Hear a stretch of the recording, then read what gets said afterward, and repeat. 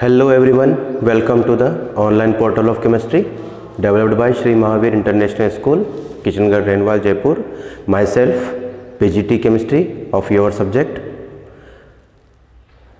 Yesterday we have talked about the topic ionic bond, its characteristic and the definitions of compounds and the bond. Now today we are going to start the next topic of chemical bonding which is known as covalent bond. तो आज की class के अंदर हम लोग किसके बारे में बात करने वाले हैं? कोवेलेंट बॉन्ड के बारे में बात करने वाले हैं।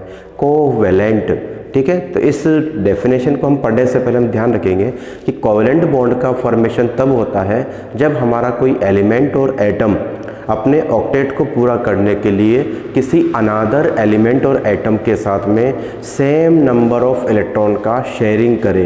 ध्यान रखेंगे कि ऑक्टेट को पूरा करने के लिए जो एलिमेंट है वो सेम नंबर ऑफ क्वांटिटी जो इलेक्ट्रॉन की है उसमें वो दूसरे एलिमेंट चाहे वो सिमिलर है या फिर डिसिमिलर है तो उसके साथ में इलेक्ट्रॉनों की क्या कर लेता है, वो शेयरिंग करता है। तो जो अट्रैक्शन डेवलप होता है उनके बीच में, उसी अट्रैक्शन को हम लोग कहते हैं कोवेलेंट बॉन्ड। तो डेफिनेशन याद रखेंगे। डेफिनेशन क्या है इसकी? तो the definition of covalent bond is the attraction between same और dissimilar atom developed by sharing of same number of unpaired electrons। ठीक है, तो ये हमारी क्या है, यहाँ पे इसकी डेफिनेशन है। ध्यान रखना, कोवेलेंट बॉन्ड किसे कहा है हमने कि जो एटम है वो किसी अनादर एटम जो कि सेम भी हो सकता है और डिसिमिलर भी हो सकता है, उसके अनपेयर्ड इलेक्ट्रॉन के साथ में क्या करे, वो इलेक्ट्रॉन की शेयरिंग करे। तब उस शेयरिंग से जो अट्रैक्शन डेवलप होगा उसी अट्रैक्शन को हमने बोला है यहाँ पर कोवेलेंट बॉन्ड। ठीक है, ध्यान रखेंगे। अब यहाँ पर जो इसके टाइप्स की अगर हम बात करें, ठीक है, टाइप्स ऑफ, या पहले इसके एग्जाम्पल की हम लोग देख लेते हैं। तो एग्जाम्पल जरा देखिए, मान लीजिए ये हाइड्रोजन है, इसके पास में एक इलेक्ट्रॉन था, एटम है। इसी तरह से दूसरा हाइड्रोजन आया और इसके साथ भी एक इलेक्ट्रॉन ही है। अगर इन दोनों ने एक एक इलेक्ट्रॉनों की शेयरिंग कर ली तो यहाँ पर इस वजह से दोनों के ही ऑक्टेट में अब जो है 1s2 इसका इलेक्ट्रॉनिक कॉन्फिगरेशन लिखा जाएगा और इसका ऑक्टेट क्या हो चुका है, फुलफिल हो चुका है। तो ये जो शेयरिंग से जो बॉन्ड बना इसी को हम H सिंगल बॉन्ड H, ये कौन सा बॉन्ड बन गया हमारा, कोवेलेंट बॉन्ड बन गया। ठीक है, तो हम लोग ध्यान रखेंगे। तो दो एटम जो यहाँ पर आ रहे हैं वो सेम क्वांटिटी में ही इलेक्ट्रॉनों का क्या करती है, शेयरिंग करती है और उसी वजह से ये बॉन्ड का फॉर्मेशन हो जाता है। ठीक है, अब बात करते हैं हम इसके टॉपिक की कि कोवेलेंट बॉन्ड के जो टाइप्स हैं वो कितने टाइप्स होते हैं। तो बच्चों ध्यान रखेंगे, इसके कितने टाइप्स होते हैं, 3 टाइप्स होते हैं। तो पहले वाले की बात करें तो उसको कहा जाता है सिंगल बॉन्ड। क्या कहा जाता है उसको? सिंगल बॉन्ड जो है उसको कहा जाता है। और सिंगल बॉन्ड यानी यूनिवैलेंट, मोनोवैलेंट उसको कह सकते हैं। अब जैसा एग्जांपल जरा इसका देखिए, अभी हमने कहा हाइड्रोजन ने दूसरे हाइड्रोजन के साथ में इलेक्ट्रॉनों की शेयरिंग करी और इस शेयरिंग से उसके बॉन्ड का फॉर्मेशन हुआ, तो हमने इसको लिख लिया H सिंगल बॉन्ड H। दूसरा एग्जाम्पल ले लेते हैं, एक हाइड्रोजन एटम लिया, इसके आउटर शेल में एक इलेक्ट्रॉन था और इसी तरह से हमने क्लोरीन को लिया तो यहाँ पर इसके पास भी एक इलेक्ट्रॉन था। इसको अलग दिखाने के लिए मैं क्रॉस से लिख लेता हूँ। इसके आउटर शेल में कितने इलेक्ट्रॉन थे, 7 इलेक्ट्रॉन्स थे। इसको भी अपना ऑक्टेट पूरा करने के लिए 1 की रिक्वायरमेंट थी तो इसने इसके साथ शेयरिंग करी। कितने हो गए इलेक्ट्रॉन इसके पास, 8। इसी तरीके से इसने भी शेयरिंग कर ली तो इसके पास कितने हो गए, 2। तो इन दोनों के बीच में कितने इलेक्ट्रॉनों का शेयरिंग हुआ, 2 इलेक्ट्रॉनों का शेयरिंग हुआ। इसको मैंने इस तरह से लिख लिया HCl। तो ये हाइड्रोजन क्लोराइड मॉलिक्यूल का फॉर्मेशन हो गया। तो आपने देखा 2 एटम चाहे वो सिमिलर है या डिसिमिलर है, उनके बीच में same number of unpaired electron की क्या हुई, शेयरिंग हुई और सिंगल बॉन्ड यानी एक कोवेलेंट बॉन्ड का फॉर्मेशन हो चुका है। दूसरा जो हमारे पास आता है उसको कहा जाता है डबल बॉन्ड। ठीक है, डबल बॉन्ड उसको कहा जाता है। अब इसका एग्जांपल देखते हैं। जैसे कि हमने कहा एक ऑक्सीजन दूसरे ऑक्सीजन के पास में आता है। इस ऑक्सीजन के आउटर शेल में कितने इलेक्ट्रॉन है, 6। दोनों के पास ही 6 इलेक्ट्रॉन्स थे और दोनों को ही अपना ऑक्टेट पूरा करने के लिए दो दो इलेक्ट्रॉन की रिक्वायरमेंट है। इसके इलेक्ट्रॉन्स को मैंने क्रॉस से इंडिकेट किया है, देखिए ज़रा ये क्रॉस से। अब इसकी शेयरिंग करा दीजिए, तो 6 + 2 कितने हो गए, 8 हो गए। यहाँ पर भी 6 + 2 कितने हो गए, 8 हो गए। तो यहाँ कितने इलेक्ट्रॉनों की शेयरिंग हुई, 4 इलेक्ट्रॉनों की शेयरिंग हुई है। तो ऑक्सीजन और ऑक्सीजन के बीच में कौन सा बॉन्ड बना, एक डबल बॉन्ड, टू अपन को क्या मिले, कोवेलेंट बॉन्ड मिले हैं। अब आप ध्यान रखना, जब भी दो एलिमेंट चाहे वो सिमिलर हो या डिसिमिलर हो, उनके बीच में 2 या 3 बॉन्ड्स आपको अगर दिखाई दें, तो उनमें से एक बॉन्ड जो सबसे पहले बनता है उसको कहा जाता है सिग्मा बॉन्ड, और दूसरा जो बॉन्ड इसके बाद में बनता है जब उसकी एम्प्टी रह जाते हैं ऑक्टेट, तब उसको कहा जाता है पाई बॉन्ड। तो ऑक्सीजन और ऑक्सीजन के बीच में जो बॉन्ड बना, उनमें से एक सिग्मा बॉन्ड है और दूसरे को क्या बोला गया है, पाई बॉन्ड बोला गया है। आप ध्यान रखना, सिग्मा बॉन्ड सबसे पहले बनता है और px ऑर्बिटल के ओवरलैपिंग से बनता है। आगे की क्लासेस में हम लोग इसको डिस्कस करेंगे। और पाई बॉन्ड का फॉर्मेशन py एक एलिमेंट का py ऑर्बिटल, दूसरे एलिमेंट का भी py, या ऐसा हो सकता है कि एक एलिमेंट का pz ऑर्बिटल और दूसरे ऑर्बिटल का भी pz ऑर्बिटल जो है आपस में ओवरलैपिंग करें, तो पाई बॉन्ड का फॉर्मेशन होता है। ठीक है, तो ये हमारे पास हो गया। एक और एग्जाम्पल ले लेते हैं हम, कार्बन डाइऑक्साइड का एग्जाम्पल ले लेते हैं। कार्बन डाइऑक्साइड का जब आप देखोगे तो कार्बन, ऑक्सीजन और ये ऑक्सीजन, हम जानते हैं कि कार्बन के आउटर शेल में कितने इलेक्ट्रॉन होते हैं, 4 इलेक्ट्रॉन्स होते हैं, और ऑक्सीजन के पास कितने इलेक्ट्रॉन्स होते हैं, हमारे पास 6। तो मैं दिखा देता हूँ आपको, ये 6 इलेक्ट्रॉन्स हमको दिखाई दे रहे हैं। इसी प्रकार इसके साथ भी है। ठीक है, अब आप देखो, शेयरिंग करा दीजिए, 6 + 2 कितने हो जाएंगे, 8 हो गया इसका ऑक्टेट पूरा। इस ऑक्सीजन ने भी कार्बन के 2 इलेक्ट्रॉन शेयरिंग कर ली, तो इसके भी कितने हो गए, 8 इलेक्ट्रॉन्स हो गए। कार्बन के पास कितने थे, 4, इसको 4 की रिक्वायरमेंट थी, 2 इधर से आ गए, 2 इधर से आ गए, तो इसका भी क्या हो चुका है, ऑक्टेट पूरा हो चुका है। तो क्या मैं इसको ऐसे ले सकता हूँ क्या, O double bond C double bond O। ये हमारे कार्बन डाइऑक्साइड का लीनियर स्ट्रक्चर हो गया। ये बॉन्ड कौन सा है, सिग्मा है। ये कौन सा बताया मैंने अभी आपको, पाई। सिमिलरली ये सिग्मा है और ये कौन सा हो गया, पाई। तो अगर आपसे पूछ लिया जाए एग्जाम में कि कार्बन डाइऑक्साइड में कितने सिग्मा बॉन्ड्स होते हैं, तो 2 सिग्मा बॉन्ड्स होते हैं। कितने पाई बॉन्ड्स होते हैं, 2 पाई बॉन्ड्स होते हैं। अगर पूछ लिया जाए कि कार्बन डाइऑक्साइड के अंदर कितने लोन पेयर बचे हुए हैं, लोन पेयर वो होते हैं जो शेयरिंग में पार्टिसिपेट नहीं करते। तो आपने देख लिया शेयरिंग में पार्टिसिपेट में, देखो इन्होंने तो किया था लेकिन इन्होंने नहीं किया, तो 1 2 3 और 4, ये 4 लोन पेयर जो हैं हमको शेयरिंग में पार्टिसिपेट नहीं कर रहे हैं। हम दिखा सकते हैं ऐसे कैसे, यहाँ पर भी था जो कि आपको दिख रहा होगा, यहाँ पर भी आपको दिख रहा होगा, मैंने बना दिया। तो 3 लोन पेयर यहाँ पर है, 4 लोन पेयर यहाँ पर है, 4 लोन पेयर ही यहाँ पर है। ठीक है, अब हम बात करते हैं इसके तीसरे टाइप्स की। इसका जो थर्ड टाइप है उसको हम कहते हैं ट्रिपल बॉन्ड। क्या कहा जाता है उसको, ट्रिपल बॉन्ड उसको कहा जाता है। नाम से इस पता चल रहा होगा कि 3 बॉन्ड जो है उनके बीच में बन जाते हैं, तो ट्रिपल बॉन्ड हो गया। अब एग्जांपल देखिए, देखो मैं सिमिलर और डिसिमिलर दोनों के एग्जांपल साथ में ले रहा हूँ। तो पहला जो इसका एग्जांपल है वो मैं ले रहा हूँ N2 का, नाइट्रोजन बना रहे हैं हम लोग। ठीक है, तो नाइट्रोजन जो एक एलिमेंट है दूसरे नाइट्रोजन एलिमेंट के पास में आया, मैं इसको थोड़ा नीचे लिख लेता हूँ, N दूसरे नाइट्रोजन के नियर बाय आया। इस नाइट्रोजन के पास कितने वैलेंस इलेक्ट्रॉन थे, 5, दिख रहे हैं आपको। इसके पास कितने इलेक्ट्रॉन थे, 5, तो आपको दिख गए होंगे। ठीक है, अब दोनों को ही अपना ऑक्टेट पूरा करने के लिए कितने की आवश्यकता है, 3 की आवश्यकता है। तो इसके 5 ने इसके 3 के साथ में शेयरिंग कर ली और इसके 5 ने इसके 3 के साथ शेयरिंग कर ली, और उस वजह से इनके बीच में क्या बन गया, N ट्रिपल बॉन्ड N। ठीक है, ये आपको दिख रहा होगा, यहाँ लोन पेयर बच गए हमारे पास में। तो ये किसका फॉर्मेशन हो गया, नाइट्रोजन, डाई नाइट्रोजन का फॉर्मेशन हो गया। तो ये आपने क्या देख लिया, इसके टाइप्स देख लिए। ठीक है, अगर आपसे कह दिया जाए कि किन्हीं 2 एलिमेंट चाहे वो सिमिलर हैं या डिसिमिलर हैं, उनके बीच में मैक्सिमम कितने सिग्मा बॉन्ड बन सकते हैं, तो मैक्सिमम या मिनिमम सिग्मा बॉन्ड पूछा जाए तो वो होता है 1। मैक्सिमम सिग्मा बॉन्ड भी 1 बन सकता है और मिनिमम सिग्मा बॉन्ड भी 1 ही। दिख रहा होगा आपको, एक ही सिग्मा बॉन्ड बन रहा है अगर 2 एलिमेंट के बीच में बात करोगे तो। ठीक है, लेकिन मिनिमम कितने पाई बॉन्ड बन सकते हैं, वो है 1, और मैक्सिमम कितने पाई बॉन्ड बन सकते हैं, वो है 2। तो आप ध्यान रखना, यहाँ पर ये सिग्मा बॉन्ड है, ये पाई बॉन्ड हो गया, और ये कौन सा बॉन्ड है, पाई बॉन्ड हो गया। तो किन्हीं 2 एलिमेंट जो कि सेम या डिसिमिलर हैं उनके बीच में मैक्सिमम पाई बॉन्ड हो सकते हैं 2 और मिनिमम पाई बॉन्ड हो सकते हैं 1। इसी प्रकार से 2 सिमिलर या डिसिमिलर एटम के बीच में मैक्सिमम या मिनिमम जो सिग्मा बॉन्ड्स हैं वो कितने होंगे, 1 ही होंगे। ठीक है, तो आपको ये बात समझ में आ गई होगी। अब हम बात करने वाले हैं इसकी प्रॉपर्टीज़ की। तो अब हमारे पास में जो टॉपिक आता है वो है प्रॉपर्टीज़, कि जो कोवेलेंट कंपाउंड्स होते हैं उनकी क्या क्या प्रॉपर्टीज़ होती हैं।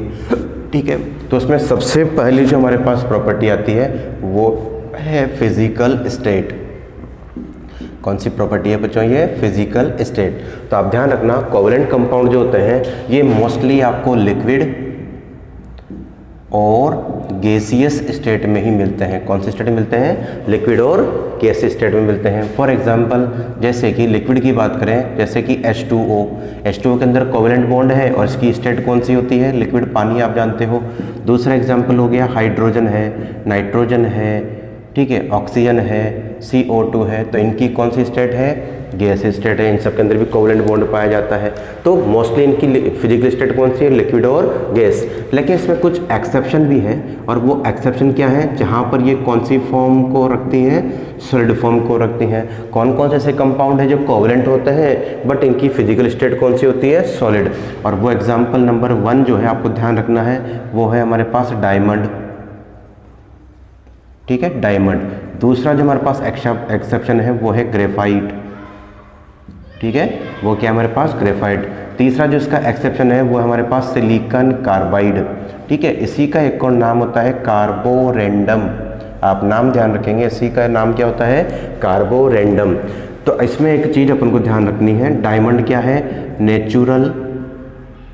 नेचुरल हार्डेस्ट सब्सटेंस है।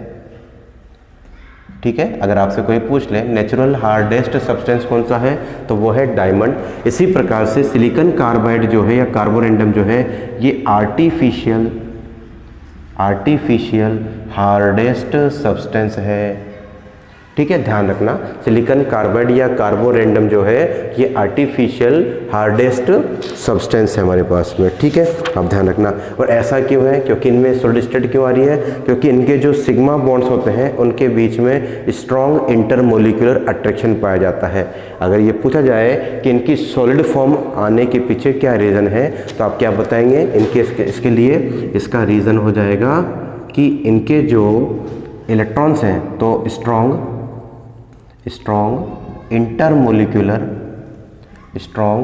Intermolecular attraction.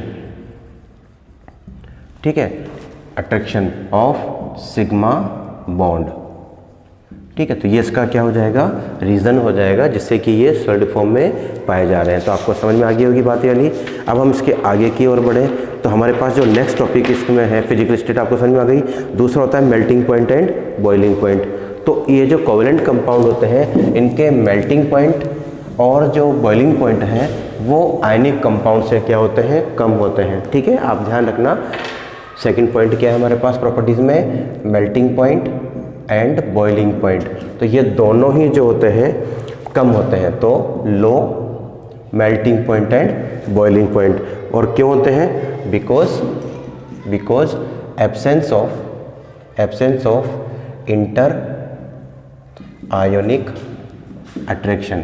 अब हम जानते हैं कि ये आयन से तो बने नहीं है, तो इनका इंटर आयनिक जो अट्रैक्शन होता है वो यहाँ पर नहीं होता।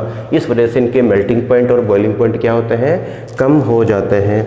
ठीक है, लेकिन इसके एक्सेप्शन भी है। मैंने कहा था एक्सेप्शन भी है। कुछ ऐसे कंपाउंड है जिनके melting point and boiling point कैसे होते हैं? हाई होते हैं। और वो किसके होते हैं? डायमंड के होते हैं। ठीक है, सिलिकॉन कार्बाइड अभी बताया था मैंने आपको, सिलिकॉन कार्बाइड का होता है। इसी के अलावा बोरॉन कार्बाइड होता है B4C3। ठीक है, तो ये कुछ ऐसे कंपाउंड हैं जिनके मेल्टिंग पॉइंट और बॉइलिंग पॉइंट जो होते हैं वो आयनिक कंपाउंड से भी ज़्यादा होते हैं। ठीक है, थर्ड जो हमारे पास है वो है ब्रिटलनेस। ठीक है, इसके बारे में हमने आयनिक कंपाउंड पढ़ा था। क्या आप बता सकते हैं कोवेलेंट कंपाउंड में ब्रिटलनेस जो है वो पाई जाएगी कि नहीं पाई जाएगी? तो आप कहेंगे नहीं पाई जाएगी। क्यों नहीं पाई जाएगी? क्योंकि एब्सेंस ऑफ आयन। ठीक है, एब्सेंस ऑफ आयंस। ठीक है, तो आयन नहीं पाए जाते, इस वजह से रेगुलर अरेंजमेंट नहीं होता और इस वजह से इनकी ब्रिटलनेस भी इनमें नहीं पाई जाएगी। ठीक है, और सॉलिड होते नहीं है, ये मोस्टली कौन से स्टेट में पाए जाते हैं? लिक्विड और गैस स्टेट में, जबकि प्रॉपर्टी कब होती है? जब सॉलिड हो। ठीक है, फोर्थ जो प्रॉपर्टी है वो है हमारे पास कंडक्टर या कंडक्टेंस। क्या आप बताएंगे covalent compound hydrogen, nitrogen, CO2 वगैरह जो है ये हमारे इलेक्ट्रिसिटी के कंडक्टर होंगे कि नहीं होंगे? तो आप कहेंगे नॉन कंडक्टर। ठीक है, कोवेलेंट कंपाउंड जो होते हैं ये इलेक्ट्रिसिटी के क्या होते हैं? Non conductor of electricity. ठीक है, बट यहाँ पर भी एक्सेप्शन है, ध्यान रखना, पूछा हुआ क्वेश्चन है आपके एग्जामिनेशन में। तो एक्सेप्शन कौन है इसका? और वो है हमारे पास ग्रेफाइट। ठीक है, ग्रेफाइट ऐसा सब्सटेंस होता है जो इलेक्ट्रिसिटी का क्या होता है? कंडक्टर होता है। क्यों होता है? Because free electron available.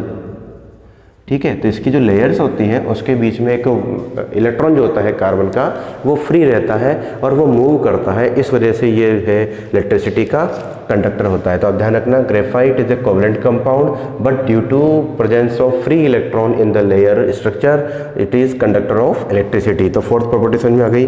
उसके बाद में जो फिफ्थ प्रॉपर्टी हमारे पास में वो है सोल्युबिलिटी। ठीक है, तो सॉल्युबिलिटी के लिए आपको ध्यान रखना है कि जो कोवेलेंट कंपाउंड होते हैं ये हमारे नॉन पोलर जो सॉल्वेंट हैं उसमें क्या होंगे? अविलय होंगे। ठीक है, ये कैसे होते हैं? ज़्यादातर नॉन पोलर होते हैं, तो ये soluble in non polar solvent. ठीक है, तो नॉन पोलर जो सॉल्वेंट होते हैं उनमें क्या होते हैं? ये सोल्यूबल होते हैं। और क्यों हो जाते हैं? क्योंकि इस केस में इनकी जो लेटिस एनर्जी की वैल्यू जो है वो कम हो जाती है सॉल्वेशन एनर्जी से। But insoluble in polar solvent.